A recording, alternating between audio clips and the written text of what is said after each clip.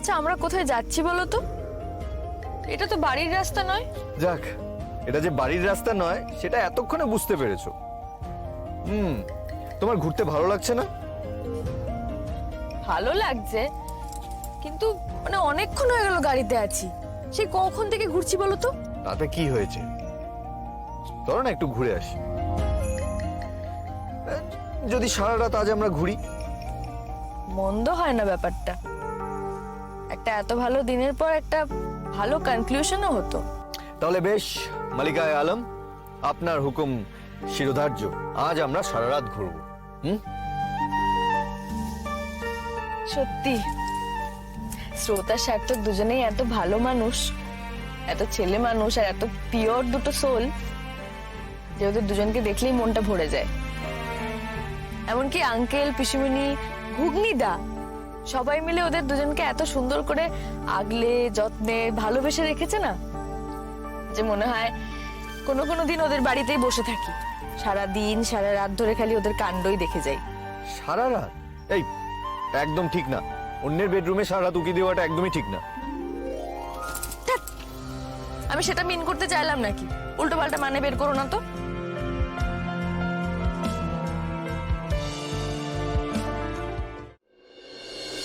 আচ্ছা রাই, লং ড্রাইভে যাবে? লং ড্রাইভে? হ্যাঁ, কিন্তু এক্ষুনি তো কথা হলো যে সারা রাত ধরে আমরা ঘুরবো। লং ড্রাইভের কথা তো ঠিক হয়নি। ঠিক হয়নি তো কি, ভুলও তো কিছু হচ্ছে না। হাতে স্টিয়ারিং, পাশে তুমি, কোথাও আমার হারিয়ে যাওয়া নেই মানা। কোথাও সত্যি যাবে নাকি মনে মনেই থাকবে? না না, মনে মনে থাকবে কেন, সিরিয়াসলি বলছি, যাবো ঘুরতে, চলো না। কোথায় যাবে? জানি না, জাস্ট জানি না, ধরো এই একদিন, দুদিন, 3 দিন, 4-5 দিনের জন্য, তারপরে ফিরে আসবো। ইন্টারেস্টিং লাগছে, কিন্তু কেন কিন্তু, কেন কিসের কিন্তু? বাড়িতে জানানোর কথা ভাবছো? ফোন আছে তো, ফোন করে জানিয়ে দেব। আর বাড়িতে না জানালেও কোনো ক্ষতি নেই, কেউ অত চিন্তা করবে না। আর টাকা পয়সা নিয়ে ভাবছো?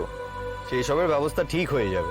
না না, আমি সেসব ভাবছি না, কিন্তু আমাদের তো কোনো প্রস্তুতিও নেই, আর আমি তো সেরকম সঙ্গে কিছু আনিও নি। সে না হয় যা দরকার কাল সকালে কিনে নেওয়া যাবে। আমরা তো আর সভ্যতার বাইরে এক রাতে চলে যেতে পারবো না। চলো না যাই। আজ গাড়িতে বসার পর থেকে মনটা বেশ উড়ু উড়ু করছে। অনির্বাণ সেনের কাছ থেকে এই প্রস্তাবটা পেয়ে না অবাস্তব লাগছে। আচ্ছা, সার্থক ফিরে আসে সেই জন্য? ও তো চায় সার্থক না ফিরুক, আর ওর যাওয়াটা সেই বাহানায় আটকে যাক। তাই রাত কিন্তু মধ্যরাত্রি পেরিয়ে ভোর রাত্রির দিকে চলে গেছে। শাস্ত্রে বলে এটা পালাবার সব থেকে ভালো সময়। তাই বুঝি? তা কার লেখা শাস্ত্র? স্বামী অনির্বাণানন্দ। তাড়াতাড়ি বলো, আর ঘন্টাখানিকের মধ্যে কিন্তু আলু ফুটতে শুরু করবে। তাড়াতাড়ি ডিসাইড করো। এখন যদি শুরু করি, ঘন্টা 4-এর মধ্যে আমরা কোনো একটা জঙ্গলে তো পৌঁছবো। তার মাঝখানে শহর আসবে, সেখানে রসদ কিনে আমরা হারিয়ে যাই। যদি ওটা এক ধরনের বেহিসেবি, বেসামাল, বেপরোয়া ব্যাপার হচ্ছে, তবু বেশ, তোমার ছন্দেই না হয় আজ পা মেলালাম। ইয়েস, এই তো চাই। পথ হারাবো বলেই তো এবার পথে নেমেছি।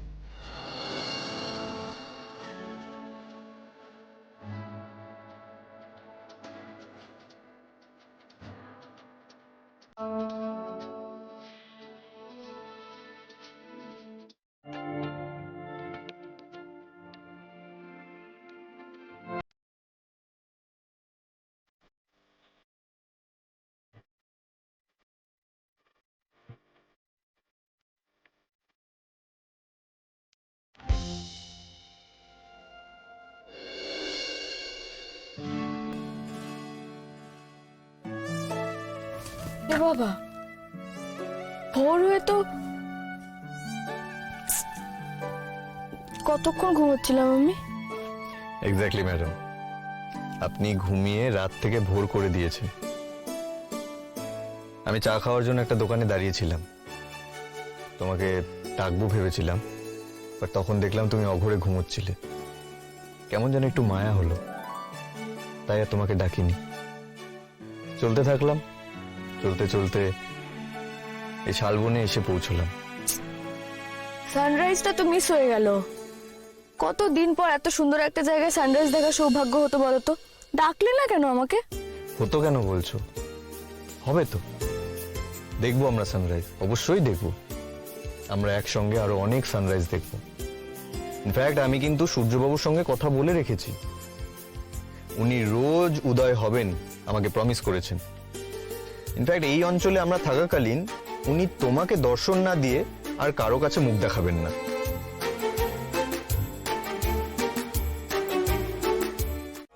এই যে তোমার এত সাজিয়ে গুছিয়ে বলা ভালো ভালো কথা, সুন্দর সুন্দর শব্দ চয়ন, যাক, আমার তাহলে একটা গুণ আছে, স্বীকার করলে কিন্তু। বলছি একটু ডিস্টেন্স মেনটেন করবে গাছটা থেকে, কারণ অনেক পোকামাকড় আছে। হ্যাঁ সে করছি, কিন্তু ছবি তোলাটা এবার থামাও প্লিজ, অস্বস্তি হচ্ছে এবার আমার।